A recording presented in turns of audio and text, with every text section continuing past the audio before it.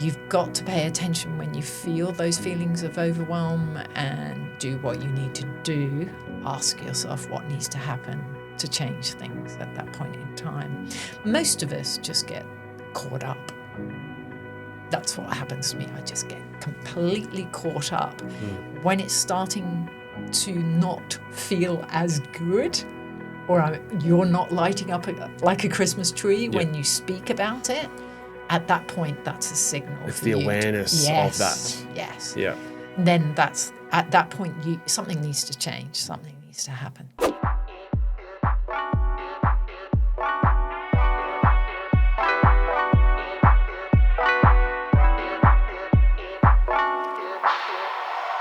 Welcome back, or welcome to another episode of the Success Times Happiness podcast. My name is Richard Thompson. Today we have an incredible guest. Her name is Julie Robinson. She's a professional mindset coach specializing in hypnotherapy and using neuro-linguistic programming to access the subconscious for ultimate performance. We hope you really enjoy this episode. Let us know if you do. So sit back and enjoy. Julie Robinson, welcome to the show. Thank you. Thank you so much for coming on. I'm very grateful to and honoured to be here. It's great. Now, the show's primarily about this concept or this dichotomy between success and happiness and the concept of those two and the relationship between the two. Yep. You are a incredibly skilled and experienced high-performance mindset coach. You've worked with Olympians, world champions, and everyone, and executives, and office, corporates, and everyone. What do you see as the definition? How do you define success and happiness?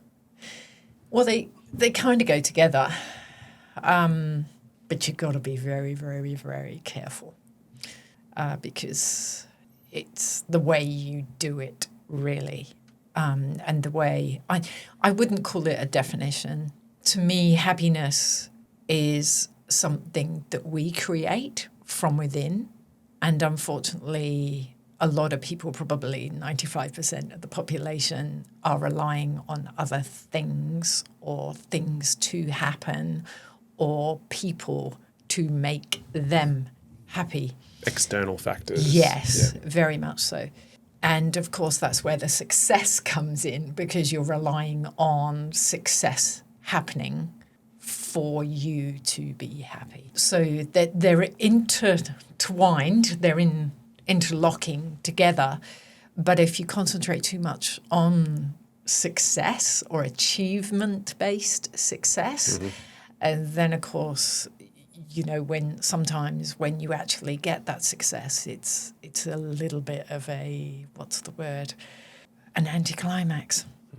And that's where the problems can arise, really, because the satisfaction from that success is not what you thought it was going to be. And how would you see if it's an internal place, happiness? How do you calibrate that, or how can you measure that, or how do you become that more often? Measurement of it is probably like the conversation we had in your kitchen, which was a conversation which had you lighting up like a Christmas tree. That's happiness. Yeah. Yeah. And that's born out of some success that you're achieving, that you're ticking boxes, you're holding yourself accountable, you've got full responsibility, and knowing that and talking about that gave you that rush of lighting up like a Christmas tree, which is that happiness. So how you create that is literally from within by having it. And then do you think it's something about like understanding at that moment what are the ingredients that are creating that feeling, or very much so? Yeah. Presumably that's pretty individual as well. Yeah. And I think when we're really talking about like personal development, business world, sporting world, there's a certain process to an outcome. And the most world athletes and the most successful people on this planet are those that know that there is a process to get the outcome And more often than not, they love the process more than they do the outcome. Yeah. So then they're ticking boxes, they're getting tasks done, they're holding themselves accountable, they're responsible. And by doing that then, they feel along the way that beautiful sensation of happiness. It's almost like that they love the process because it's the process. Yeah. Right? And that, because you've worked with, Olympic medalists as well, and you hear of that post-Olympic depression where it's like this, especially with swimmers or any Olympians, I guess, is that it's but probably more so swimming and more so other events where it's very weighted to the Olympics. That soccer isn't the case, where there's the Olympic sport, but there's other bigger events. But for swimming, that's the goal, and it's a 4-year, it's the Olympiad period of time, and then it's that process. I think every elite athlete would look back at that moment or those moments and go, oh, that was a beautiful lead in, because it's this build up, and you're ticking those boxes and you are going on that process. And yes, you do have to perform in the final and you do have to win or podium or whatever, but then it's... Well, when you're talking about swimming, it's 0.01. Sure. So you've got to love the process. But exactly, right. You've got to have those sensations and feelings of happiness from the process. And most elite athletes do.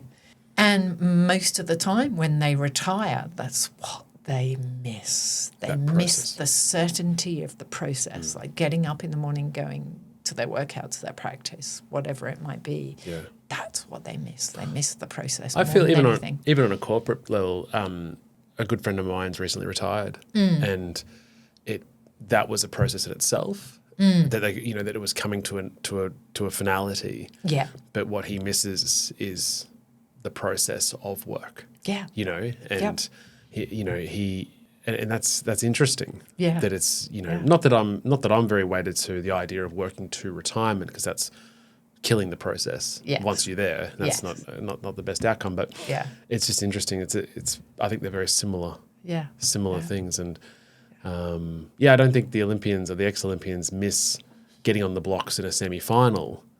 They miss that process. More the process, I would say. Yeah. They would certainly miss the excitement of being ready for that final. Do you think burnout happens then with anyone who's enduring that stress or that that challenging process in whatever field they do? Is the burnout period, the risk of burnout, is that when you lose direction on the process, or how does that play? I actually think that's not burnout to me is not paying attention. Okay. And I've done it myself many, many times. And it for me, it manifests as physical injuries. Even when I'm burnt out mentally, it manifests as physical injuries or overwhelm within my body physically.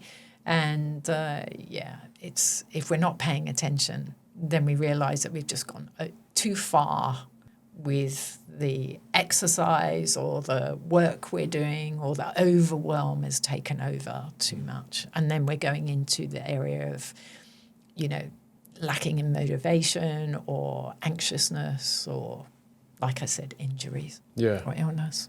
What have you learnt on that point? How do you start? Oh yeah, right. But even as I'm going down a new venture where it's really, it is really exciting and really all encompassing, but conscious that that's what I'm prepared. I'm sort of led wanting to do, but also conscious that I don't want to burn out in 2 years. Yes, it has to be sustainable. Yes. How do you make sure that you've got to pay attention? Really, you've got to pay attention. With where your energy is being... Yes, you've got to hold to boundaries. Yeah. There's no point in creating boundaries with somebody else unless you're able to hold and create boundaries of your own for yourself.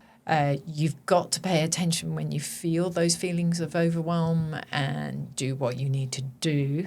Ask yourself what needs to happen to change things at that point in time. Most of us just get caught up.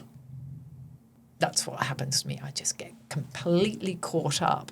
When it's starting to not feel as good, or you're not lighting up like a Christmas tree when you speak about it, at that point, that's a signal it's for the you. Awareness of that. Yes. Yeah. then that's at that point something needs to change, something needs to happen. How do you create boundaries for yourself? Oh. I struggle with this tremendously. Well, to be honest, the boundaries that we create for ourselves give us that self-responsibility. So they actually catapult us forward.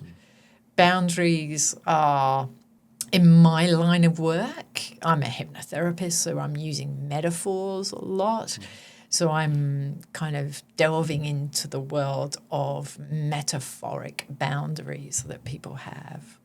The kind of thing would be I'm in a bubble, Yeah. or I put a wall up, or there's a block in front of me. That you're purposely putting up metaphorically in your mind. That's right. To protect yourself. Protect. Yeah. Yeah. And also, holding boundaries is really important. To hold boundaries with yourself is holding yourself accountable without going into the world of overwhelm. I think it'd be so good to be able to, to firstly acknowledge as a backstop when you're not lighting up, when it is a grind. That's right, a boundary. For sure. That's a but boundary. to even be able to set the boundaries earlier than that, so you don't even get to that point, would be champagne work. Yeah.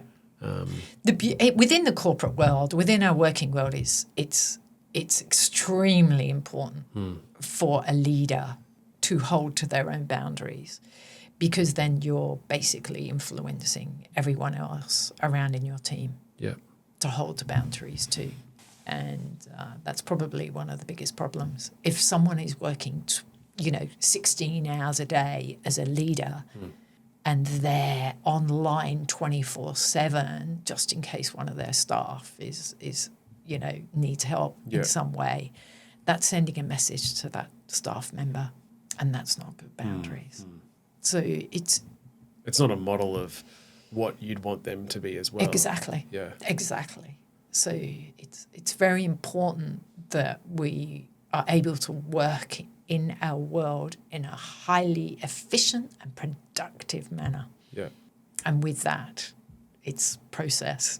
It's holding ourselves accountable, creating those boundaries. I find it quite easy to be able to say this and to be able to say, this is what, certainly to staff or to people who you love, to go, yeah, you need to do that, right? You need to create the boundaries. Yes. You need to look after yourself. You need to talk better to yourself. But why is this so challenging for ourselves to, it's almost like we can easily give that advice to people that we love, and coming from a place of, a real genuine place. Yeah, but for sure. How we talk to ourselves, or how we're the last person to take that medicine. Why? Why do you think that is? Very much so. Because when we're thinking about ourselves, we're in the problem.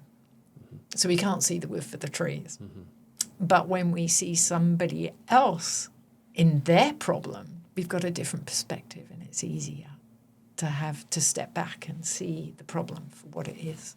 So within my line of work, I teach my clients how to step back to see a problem for what it is. To get out of the problem. Get out of the problem. And see it. Yeah, for what it is. So you're a hypnotherapist specializing in, I guess, neuro-linguistic programming, or NLP, and we'll talk about that today. And I think you're incredible at what you do, and I know a lot of people that say the same thing. So it's really good. That's really special to me, because I've actually worked with you.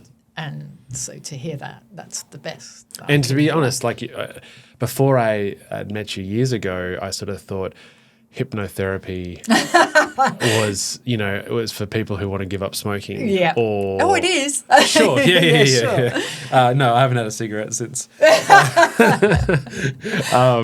But on a, we'll get into the technical stuff later. But I had this quote that I found from Edmund Hillary that was, "We don't conquer the mountain, but we conquer ourselves." And you've worked with so many incredible athletes and professionals to, I guess, unlock their potential through the subconscious and through the work that you're doing. What is the biggest takeaways? How do you reflect on, or what do you see as the biggest takeaways of the work you've done with so many people? For me personally, it's just an honour to work in sport or performance in any way when these people are putting themselves on the line and their subconscious knows it. You know, there's a tremendous amount of respect that I have for athletes and performers. And, you know, I do sit down at night and watch Netflix and relax, and I do my knitting and my crochet and my crafting, and I know full well there will be athletes that I'm working with currently or worked with that would be still working on that process to get faster, better, perform better, create that presentation that they need to do. And I have a whole load of respect for them because I'm just sitting there watching Netflix, relaxing, you know. Yeah, I know the work that goes into it. I really do. How did it find you? Where did you get this? Oh, that's a long story. That's okay. Yeah. I mean... What intrigues you about this work the most? Intrigues me. Sometimes I get really shocked at how fast it works. Yeah, okay. When I've worked with athletes that have been vomiting before performance, elite athletes for many, many years and seen, you know, had lots of opportunities and work done consciously with therapists, I am still astounded at how, shocked and astounded at how they can come and see me and I just do the work that I've learned to do and problem solved. You're shocked at how efficient it works. Every time. Yeah. Even this week, I worked with a young AFL, up-and-coming AFL player in South Australia, Adelaide, of course. And, you know, he had a traumatic injury and, you know, his second hour of work with me, he said at the end, I just feel untouchable. And after trauma of an injury within a game that has set him back for the last 18 months now, he's and I'm still shocked. What is that relationship with the subconscious and prior trauma?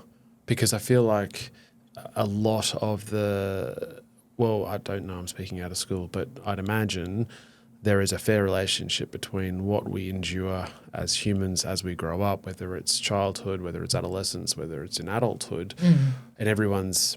I find trauma interesting in the fact that it's your own trauma.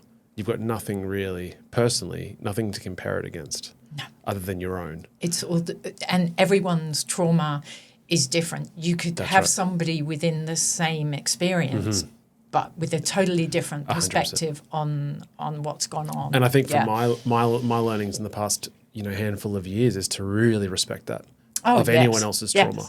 Yes. I can't imagine. No. In the most respectful way. Yeah. I can't imagine what it's like to be you or to have experienced that. No. And not one trauma is more traumatic than the other. No. It's how it's how you're viewing it. Very much so. And so how does, particularly that, let's say the AFL player, is the subconscious, is it getting through that traumatic experience? Is that the work? Well, I'm jotting all over the place. For the audience, let's get to the crux of it, of what is it that you do? And I guess to a certain degree, bring in LMP, bring in, how does it work? Okay. So the subconscious, its primary job is to preserve and protect our bodies and minds. And when something happens to us as a human being where we haven't got the coping mechanisms to manage, in other words, a shock or a traumatic event that we weren't expecting, and then, of course, the subconscious has to kick in with feelings and sensations to keep us safe, protect us from that ever happening again. So when a trauma happens, the subconscious just kicks in with those feelings. And then what happens as we move on in life, because that's what we try to do after a trauma, is to move on in life, the subconscious will pick up on anything remotely connected to that trauma and give you that same sensation and feeling. it will also give you a beautiful movie on the inside of your mind of the trauma repeated over and over again, because it's on high alert and it doesn't want you to go anywhere near that ever again. It just makes sense to me to make sure that you work with this subconsciously. And that's my work. I work with the... Because it's a subconscious. It's because it's a subconscious response. And you can do all the work you'd like consciously. It would certainly help. It would certainly help. The conscious work would certainly help. Which would look like what? Regular therapy. Psychoanalysis, psychologist, counselling, all those conscious CBT. Yeah. Yeah. Don't get me wrong. It helps. It helps, yeah. Most definitely. But if that feeling and sensation just keeps continuing, to me, there's only one option available, and that's working with it. Yeah, subconsciously. And when you work with the characteristics of the subconscious regarding trauma, things can change. And things can change really beautifully well. And then how does that NLP, neuro-linguistic programming, is that the vehicle? Yes. To be able to access and yes, yes. So what I do is I use certain tools and strategies to, my job really is like a detective to work out how my client is doing the problem. And then from there decide on which tools and strategies I'm going to use to have that client open up that subconscious awareness to what's going on and update the subconscious. So in the case of my young AFL player, I had to take him back to that event, but in a different way. And in a way where we're investigating and exploring, so that he, as the man he is now, or young man, he's still a young man, he can access more resources. He knows more, and he can apply those resources to that memory that just keeps coming up for him. The subconscious, it's desperate to learn. It's like your 3-year-old. It wants to learn. And if we don't allow it the option to learn, if we don't give it the opportunity to learn, it won't move on. And moving on is what we all want to do after trauma, is move on.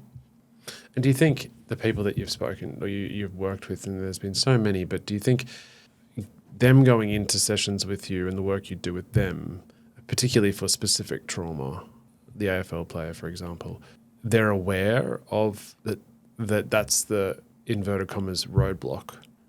Or are there other people that just, there's some people that just aren't aware? No, trauma can be from our childhood. And remember, your subconscious, its primary job is to preserve and protect your body and mind. Yeah. And sometimes the subconscious goes, well, the conscious is not going to know that trauma. And then, there are different techniques and strategies to use to uncover that as well. So someone might not even know that consciously that they had a trauma as a 2, 3, 4-year-old because they have no memory of it, conscious memory of it. However, the subconscious knows. And so in which case, to delve into it consciously is going to take a long, long time and be probably very uncomfortable for the client as well. Yeah, it's like you're speaking directly to me here. And I don't necessarily... I can see it in your face. I don't necessarily want this to be a Thompson session for everyone to listen to. But I absolutely... that's exactly what it is. That there is the preserve and protection. And I think I'm self-aware enough to know, to like we discussed with the burnout, I can feel the subconscious preserving and protecting in a certain environment. Yep. Like a trigger. Gives you a trigger, and then you get the feeling. Yep. From particular events. Yep. I feel that. And then my conscience kicks in and understands that that's happening because of prior trauma, and that it's probably a bit trigger happy, my subconscious, in terms of protecting. It's like, it's okay. I have all those feelings. That beautiful movie comes up, reminding me of the prior trauma, and then it's ready to fight or flight in that same way. And that's anxiousness, right? In the sense of there's a lot of that fear of future coming from that prior trauma. But the conscience, for me at least, has no idea what to do. It's like, well, I understand that it's probably premature to fire off like this. But consciously, it's like, I think, all right, I've got to work on this so I'm not so trigger happy with the warning signs going off. Richard, you've got it. But the conscious is so lack, though, I found, that it's just like, it's almost dumb. The conscious is going, well, I don't know. Probably it's, let's say, you're phobic of buses and a bus drives past and you're on the footpath because you got cleaned up, or you almost got cleaned up, and that's what your trauma is. The bus goes past, or you see a bus in a magazine and you're like, whoa, it sets you off. But the conscious goes, I know that's ridiculous. Subconscious doesn't. But the subconscious doesn't. And also, but more importantly, I think the conscious doesn't know what to do with the subconscious. It's like, yep, I can feel all the feels, and the movie's there from the bus.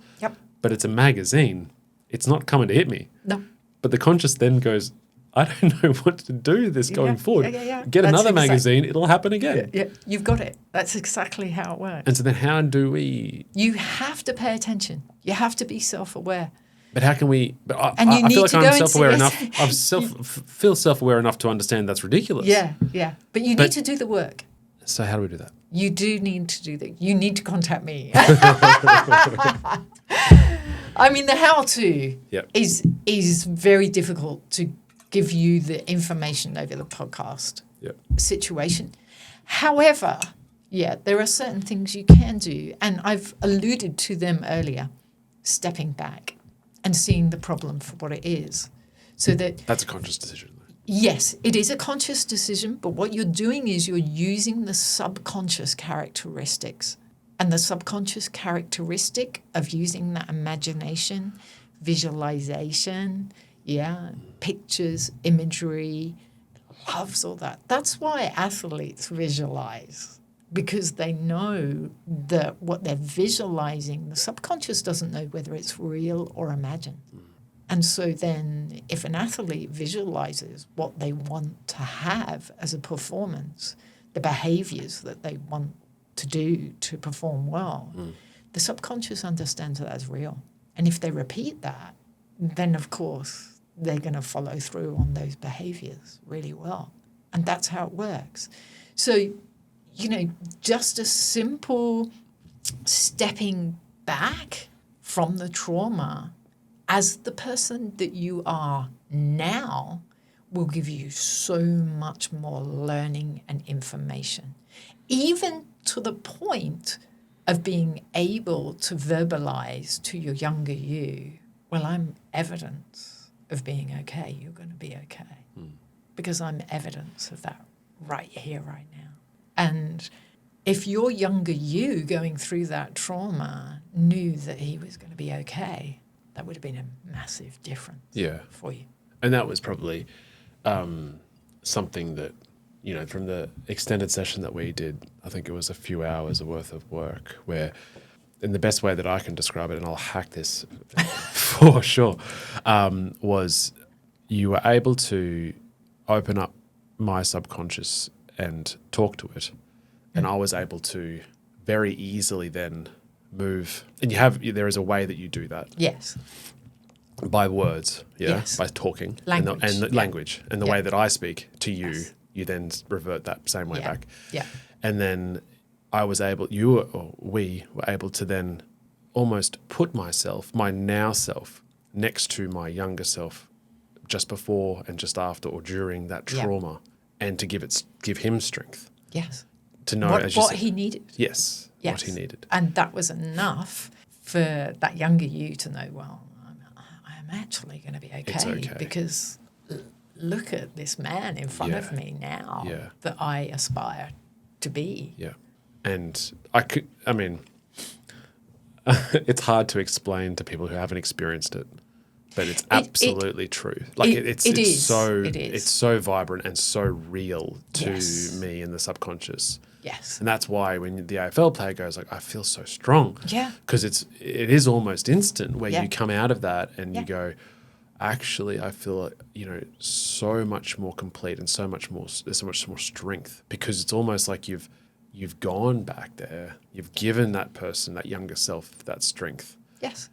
And you've almost, as a result, you've managed through that period of your life much better. Yes. By having that experience. That being said, I will still do some more work with that AFL player. Of course. I mean, he had a massive breakthrough. I think you should be doing some more work with me.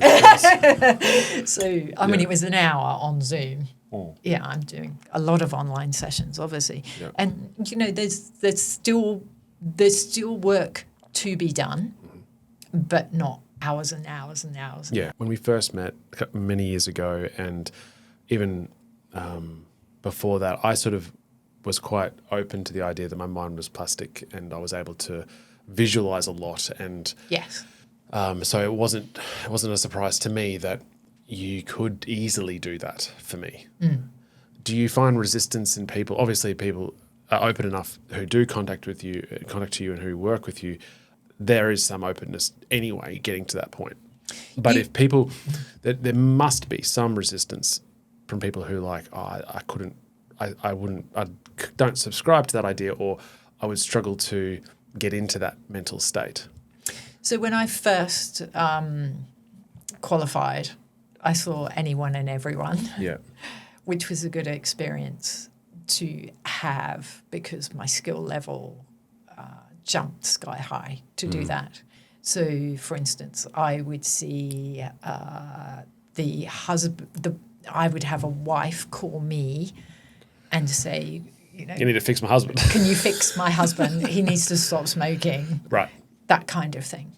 But now I'm very, very choosy. I'm waiting to the point where my client is highly motivated. And athletes are highly motivated, so that's easy in the world of business. Most business people are very highly motivated. Mm. So when they come in, they're already open and they're ready. They've usually tried everything else as well, particularly elite athletes, because that's what they do. Yeah, they're looking for the 1%ers. Yeah. Yes, exactly. And then they find me and they're sat in front of me and they're ready to go. So first of all, there needs to be some subconscious value and leverage to the change. So I create that, and from there, then I take the next step. But I don't mess about. If I think a client isn't ready, in other words, there's not enough motivation there, particularly when you work with teenage kids or children, that leverage and that motivation has to be creative first. Interesting. Yeah, because the parents want it. Of course, they want their child comfortable instead of doing panic attacks and anxiety. Mm. But, of course, the child needs to be motivated as well. So they need to contemplate what life would be without panic attacks and anxiety. And if they lose that connection with their parents, then why would they fix it? Interesting. So there's the connection with the parents because of the panic attacks. Exactly. Yeah. Exactly. So there's that's an extreme case of what I'm explaining about motivation and leverage. Sometimes it's just easier to be familiar in a place that is uncomfortable. Mm-hmm. And we do that as human beings. We do put up with quite a bit before we decide that's enough. And at that point where the client decides that's enough, that's when I've got them in front of me. Yeah, and presumably they're ready. They're ready. Mm. It's great. Makes my life a lot easier too. And what signs can you see when the subconscious and the conscious aren't aligned? Like I remember you telling a story about a Olympic swimmer who you asked Yes. Are you going? I don't know what the question was, but I'll tell you. Yeah, okay. I know exactly the one that Yeah. you're talking about because it was belief work I was doing. Belief work with this particular athlete. And this athlete was coming back to the sport after a very long break. Queen of the comebacks, I called her. Yeah. And she said when she came to see me, she was curious when she came to see me more than anything. And I said, well, what do you want from these sessions? And she said, I want to make the Olympic team for London 2012. And I said, well, do you believe you can do it? And she said, yes. while she's Yeah, we have to explain this. That's right. Because Well, we're it's on video. podcast. It's on video as well. But yeah, she's shaking her head. She was shaking her head, As giving if to me say the no. subconscious signal of no, whereas her conscious was saying yes, which sent me a message of what I need to work on. Yeah. I need to work on belief with this young woman, and that's what I did. I worked on belief, and then she had subsequent sessions, obviously, after that, and she got faster, and then she came back to me, and I said, well, what do you want from this session? And she said, well, I believe I can make the team, but I want the individual spot in my Not the race. relay. Yeah. Not just the the relay. relay. And I said, well, do you believe you can do it? And she said, yes. shaking her head as well. And then we had a session just before she got the individual spot. Yeah. And then just before London 2012, her last session before she flies out for the training camp, I said, what do you want? She said, well, I want a gold. And I said, do you believe you can do it? Yes. Oh, no. She shook her head again. And that's okay. We did the work. Yeah. So that's what happened. She got a gold. Yeah. Incredible. You're not picking her up on that, though. You're just seeing that.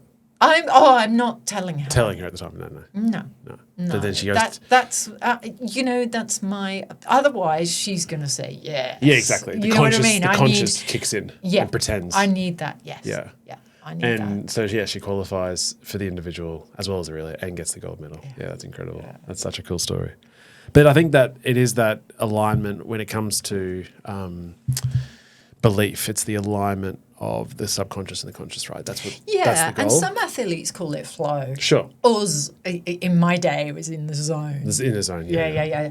And, to me, flow is just a state that is accessed when the conscious and the subconscious are aligned. I got a great quote from David Goggins that said, if you're willing to suffer, and I mean suffer, your brain and body once connected together can do anything. Yes. So that's that, right? That's the ability to go, yeah, we can,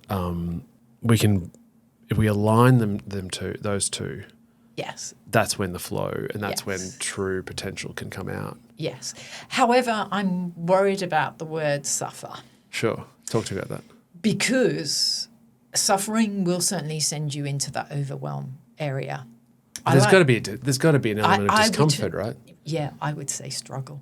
Okay, rather than suffer. Yeah. Yeah. Struggle is a totally different word compared to suffer. Yeah, or sacrifice maybe. Sacrifice. I mean, I'd say struggle. Yeah. Okay. Yeah, you need to struggle. All these. Yeah. There needs to be a certain struggle to it. Mm.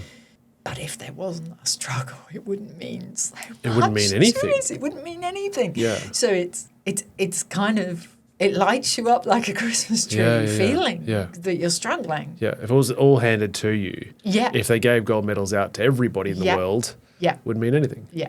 And to struggle is very different to suffer. Yeah. I think that's philosopher Nietzsche. Nietzsche, yeah. Yeah. Yeah. The required component. Yeah. Yeah. Yeah. And it's worth taking that on in your life, is to understand that what you do is gonna be a struggle, and maybe but what that gives you at the end of it is a tremendous amount of more knowing, more learning, more resources available for the future. So then, why is it? So if there's enough evidence to suggest, going back to what we talked at the beginning about the process or that journey, right? And the ticking the boxes and going through the accountability. Yeah. And knowing that that's 99% of the whole, the prize is that process. But there requires struggle in that as well. Yes. And then taking a step back further, this isn't just for that process and that struggle within that process. It's not just for making the final at Olympics. It's can be in any aspect of anyone's life. Very much So if the relationship you have with your family, yes, in your household, yes, the relationship you have with your spouse, yes, what your job is, yes, where your career is, yes, your relationship with your friends, the relationship with yourself. yes. And I'm frustrated that I didn't put that first of the list, which shows how how lack I have of putting myself as a priority. But so they're all different journeys, but my question is like, why is it when struggle is the required element? Why are we always so frustrated when there is a struggle? Well, the mind is it's highly creative, and if it hasn't got a problem to solve, it will create one. Yeah. And so it wants to solve problems. So life is a struggle. Yeah. From the moment we're born, a baby doesn't learn to walk without struggling. So why is there such a negative connotation to it? Exactly. And what we do is nowadays as parents and grandparents is that we don't want our children to struggle. And because over the generations we haven't allowed our children to struggle, then unfortunately we then get adults that aren't so resourceful. Or you have a struggle with work, and you go, well, this is shit. I can't handle this then you're under the covers. Yeah. You're just like, I can't go into work. Yeah. Or you have shy away from it instead of going. And that's what we love about sport is the redemption. Mm-hmm. Yeah. No one loves a 6-love, 6-1, 6-love match. Yeah. They love the 5-setters of struggle, sweat, tears, emotion. Yeah. And even if you don't win, if you know you struggled and you played and that's what everyone loves. It's entertaining. And I think like as an athlete, there is a very high level sense of acceptability of struggle. Yes. It has to be. Yes. It's a physical, mental. Yes. And in the business world as well. Yeah. Yep. I think for a lot of people, business that's accepted. Yeah. But then there's also a lot of people who, when it comes to work or whether it comes to relationships or family or kids, take the easy way out. Well, they just expect it not to be. Yeah. And if you, as we've discussed today, it's almost like it has to be. Well, here's what happens then. Something happens then, which is highly traumatic, but not so traumatic to others. Does that make sense? Sure. So for someone, probably a younger athlete training for nationals or state titles and expecting a certain performance and then getting there and just bombing completely, that's trauma. That can be at the level of trauma for that human being, just because they haven't yet learned the coping mechanisms for managing disappointment. Yeah, okay. So you think if you had an environment where you embrace struggle a little bit more as a positive, then they're probably more equipped to handle the challenges when it's presented to you. And that's the reason behind these beautiful NRL teams going on these camps and learning how to struggle. Because when they struggle together, they build this incredible vibe. Well, I think they've got each other's backs. There's an element of a really healthy element of struggling together. Yeah. Of any relationship. Yeah. In any of those categories, to be able to say, well, you've got young children. Yeah, It's a struggle. But not to feel like, firstly, not to feel like this is alien. Yeah. Like that everyone else, I'm struggling here in this moment by myself. No one else is in the world. Yeah. To be able to say this is normal and this is a positive thing. Yes. And then to bring them into that and to say, well, you're upset, I'm upset. Yeah. This is not ideal, but we're doing this. We're in this together. Yeah. And that builds that connection. Yeah. The relationship strengthens. Strengthens that. Yeah. Rather than if you have a relationship where you're so distant with your children or your work or career or whatever it is, and you don't have that flex of that strengthening of that relationship. It's not necessarily tested, but it's you're not in an ideal situation, and you're both stressed. That relationship is tested, I guess, to a certain degree, or the stress is there. You come together, you work it through together. Yep. You are stronger because of it. Yeah, it's magic. To then deal with the next struggle. Yeah. And you can have that blueprint of going, we worked through that. We managed that. We did that really well with that. We know that. how to do that. Yeah. So in comes a new struggle. Yeah. We can manage it. Whereas a relationship or a situation where you isn't tested gets the state titles, bombing at the state titles. You've got nothing to test it with. Yeah. Nothing to fall back on. Within sport, a coach is physically overwhelming his athletes. So there's a lift in the overwhelm. In other words, the amount of work, the amount of resistance that he's applying to the stress. Yeah. And then he will allow that athlete time to adapt. And it's like a leveling off of adaptation. And then he'll apply, a coach pays attention to the response of his athlete to know when that adaptation has been, taken in, integrated, absorbed. And then he will overwhelm again and build the stress levels again. And then when he notices that athlete is just at the point of just before the overwhelm kicks in, then he'll allow that athlete for adaptation. Yeah. If he basically gets the athlete and just stresses him, it's going to collapse. He's just going to collapse. So or alternatively, there's no stress. Yeah, and then there's no growth. No. And of course, if there's no growth, the subconscious really does arc up. Yeah. And I think that analogy is so the same with business as well, where you want to be stressed. Not everybody. Yeah. But if you're in that way inclined and you want to be tested, you want that growth of stress. Yes, and then you need in business, I would say it's you're consolidating.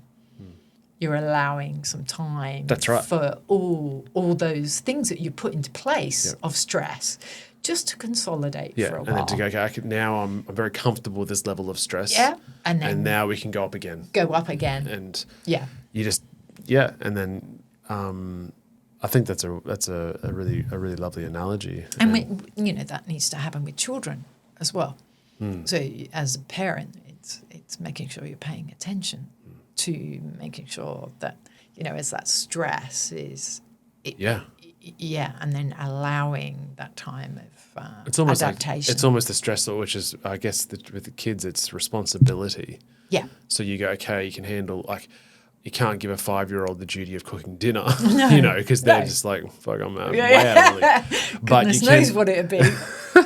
But you definitely can, give them small jobs and small responsibilities. And then there's a little bit of stress there. Yeah. Where it's like, you got to do this. You got to clean your bedroom. Yeah. And they've got to struggle. Yes. They've got to have some struggle. Yeah.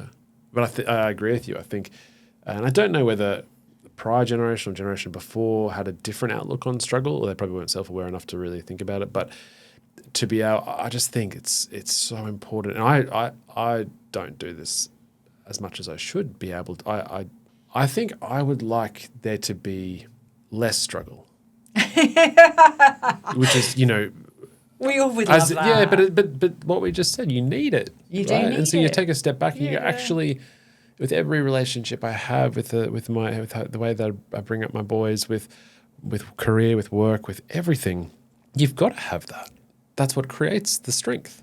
Yeah. That's the adaptation bit, right? And so it frustrates me sometimes on reflection where I'm like, God, I wish that some things were a little bit easier. Well, like I said before, the subconscious, it will arc up if it doesn't learn. If it hasn't got the opportunity to learn and grow and progress and develop and move on and it's like a 3-year-old child. It wants to explore, it wants to investigate, it wants to learn new skills. Yeah. So I remember a session that we did a number of years ago where it was a very quick example of you tapping into my subconscious, and but you basically you glued without obviously doing anything to my hand, but you glued my two fingers together. Yep. And then we tied ribbons around it and tape around it, and basically it was completely put my index finger and my thumb were locked. Mm-hmm. And then I think you asked, this is going back, whether I could release it, and I couldn't until we unraveled it, unraveled it. Like, it was incredible that was my first experience with going into that subconscious area. Only a small level. But Yeah. Is there a way that we can, like, what can people take away with going, other than contacting you? And I would recommend that to be able to, if they've done the conscious work and it's still those. Well, let's do something now. Okay. Yeah, why not? Oh, shit, this is going to be interesting. I'm scared. I don't know. I was hedging. I was like, it'd be good to do something. No, there's something. But, and now God. you're like, no, let's just have some fun. Okay. Let's just explore and allow anyone out there who's watching or listening, so long as you're not driving. Yes, don't please. drive. If you're not driving, maybe switch me off for a while. Pause. Off. Pull over. Yeah. But yeah, let's just explore. So, Okay. I mean, the first thing to do. I'm literally, my hands are sweating. That's the prior trauma of our last 2 hour session. Yeah. That one's a biggie. This is more fun. Okay. Yeah. So, yeah, this is, just a bit of fun. Right. So close your eyes. Mm-hmm. That's the first thing to do, is just get a sense of closing your eyes. And what I would love you to do is just focus your attention on your eyelids. No other part of your body, just your eyelids, to create relaxation in your eyelids. And create that relaxation in your eyelids. Just get a sense of it, so much so that even if you tried, you couldn't open your eyes. Now, you can maybe imagine that your eyelids are stuck down with glue, like Loctite glue, so much so that even if you tried, you couldn't open your eyes. Or maybe you might like to imagine that your eyelids are like heavy blocks of cement, so heavy and relaxed that even if you tried, you couldn't open your eyes. Or maybe you might like to do it in a way that works best for you, so much so that even if you tried, you couldn't open your eyes. Now, I did have a client that imagined the roller garage door, and he'd pressed the button on his remote and the roller garage door had just dropped down and closed. That's how he did it. But what I'd like you to do, whilst holding on to that stuckness and that heaviness and that relaxation in your eyelids, I want you to try in vain to open your eyes. And notice you can't. Now, stop trying and open your eyes. How interesting is that? Now, what's interesting about this is consciously, you can open your eyes. But in this moment, the subconscious has taken over to stick your eyes closed. Now that your subconscious knows what being stuck feels like, I wonder what it would do and what you would do as a human being if your subconscious came up with a word or a phrase in your life that would be brilliant to be stuck to. A magic word or a magic phrase that if you as a human being were stuck to this word and phrase, what a difference it would make in your life for the future. Like a force for good for your future. And what's going to happen is your subconscious is going to come up with that word and phrase. Whether it comes up with it and lets you know consciously now, I don't know. Or whether it lets you know consciously later on today or tomorrow or in a week's time, I don't know. But what you will know is that when you're going to open your eyes again, you know the task has been followed through by your subconscious. Yeah, that's pretty good. Good. I added the word strength. Yeah. Straight away. Think about that. Came in straight away. Straight away. Yeah. Yeah. And that's how the subconscious works. Yeah, that's incredible. Okay. And yeah, that's the kind of hypnosis that is very street, stagey. Sure. And I love it. It's my favourite time. And that's an incredible force for good for the future for you, that word. Yeah. And whether others out there have still got their eyes closed waiting for the word to come in, come through, I yeah. don't know. Yeah. But there's enough there for their subconscious just to mull over and be aware of, so that can pop into your mind in the future. That's how it works. Julie Robinson, this has been special. This has been so lovely. Thank you. I've enjoyed it too. Hey. Rapid fire questions to finish us off. We Oh, ask right. every Yes. guest 5 questions at the end of each episode. Number one is your number one tip for people trying to be more successful in their lives. I would follow the 5 components of success. Number 1, make sure you have a goal, and make sure that goal is a vision, so that you lock it in subconsciously. Make sure that vision has a feeling and sensation towards it, so that your subconscious knows that goal is real. Number 2 is make sure you have a clear strategy. Remember how good it feels to follow that process. Have a clear strategy in place. If you don't know what the strategy is to achieve that goal, then find yourself someone who does. Number 3 is check in with your belief. In other words, do you know you can do it?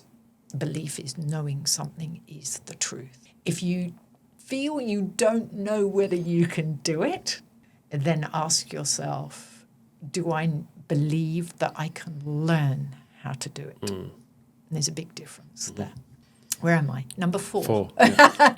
Number 4 is an easy one. It's perseverance. Okay, that perseverance means giving yourself enough time to learn how to do it. Most people just give up, but you've got to give yourself enough time to learn how to do it. And number 5 is my favourite, and that is the feedback loop. The feedback loop gives you the opportunity to adjust the goal or keep it sacred, make smaller goals in between. It gives you the opportunity to change the strategy, check in with your belief, and make sure you give yourself enough time to learn how to do it. That's my secret Gee, that's brilliant. to success. Yeah. 5 components of success. Now, I can't remember, I think there was a study done, and I can't remember the guy who came up with the 5 components. Right. I'll try and Yeah. let you know. That was good. And what was great about that study was that he studied many, many different genres of success, not just your quintessential Sure. athlete rich or whatever. Yeah. The feedback loop. The feedback loop is great. The feedback loop is essential. Yeah, it's my favourite. Yeah. And before then, I would just, if I couldn't do something, I just gave up. Yeah. Now I'm... Because if you believe that you can do it, or yeah. learn to do it, Yeah. then the feedback and then loop is... you just love the process. And you love that And really, feedback. when you think about it, that's how elite sports people work. Yeah. I mean, swimmers, some of them don't do a personal best time for 4 years. Yes. I mean, 4 years is a long way. Time. Yeah. A long time to wait before you get a personal best time. So there's got to be something else within this system that flicks their switch. Yeah. And that's what it is. Number 1 tip for people wanting to try to be more happy or find more happiness in their life. Probably what I would stay away from is being too forceful to be in the moment. Okay. I would certainly get a sense of making sure that you as a human being can access creating a future, enjoying the present moment, but also learning from the past. So the more flexible and adaptable you are as a human being, the more you're relying on yourself to create happiness, the more you're going to enjoy happiness. So be more pliable. Yes, With- more adaptable. Yeah. So you're not just trying desperately to be in the moment to create happiness. You can also create happiness in the Projecting the future, future or- and you can also access past as well Yeah, to beautiful. create that happiness. Hope that helps. Yeah. most gifted or most recommended book to read? I've got two. Okay. I've got two because, my pleasure. I love reading. Sure. Yeah. Don't do enough of it.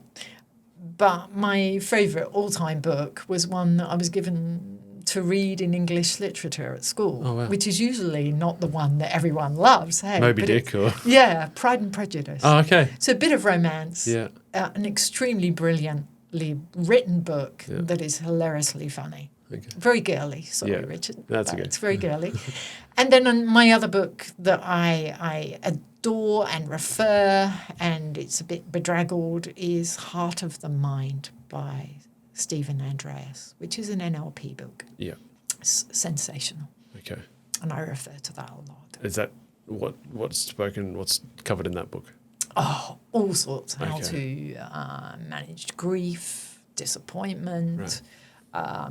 I can't imagine eating. From what we've discussed, the sessions we've done, I can't imagine anything but having it like either face to face or having you speaking to me. So it's unique, or it's interesting in my mind to be able to be assisted by written text. But obviously that is. Yes, I mean it's within my industry. It's probably the ultimate book Yeah, okay. within my industry. I mean it's forgiveness. It's got all sorts in there. Phobias. Yeah, okay. Yeah, it's got all sorts. Trauma. Julie, the most influential person in your life? My husband. That's beautiful. That was really easy. Yeah. Yeah, my husband. Yeah. Yeah, and I do a lot of work on myself. I'm human, just like all of us. Yeah. And when there's a certain feeling and sensation that I don't like, and I try and work it out myself, and then I have a super friend that I catch up with, and she helps me with it. And it's the amount of times I say, I really need to do what Ian does, my husband, in this situation.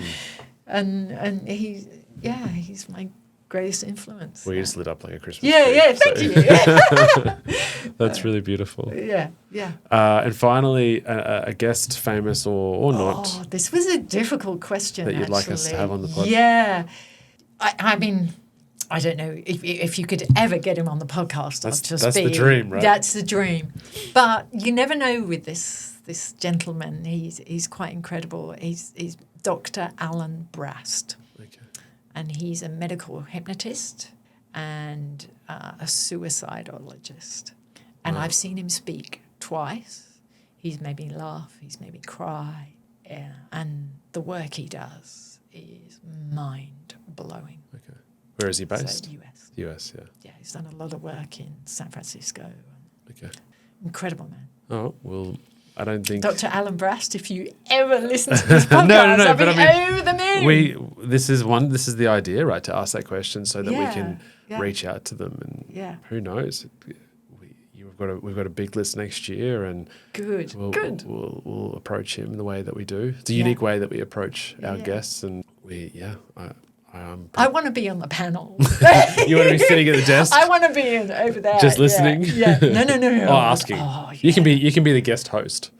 Oh, I'll let you both just go for it. Yeah. Okay. Oh, I because when I heard him speak, I wanted to ask him so many questions. Okay. Well, I think I did actually. The second time, I kind of built a little bit of courage to ask him a few questions. Okay, so Just we get him being. in. I'll do the introductions, and then I'll give you the microphone. Brilliant. And you can just run with it. Done.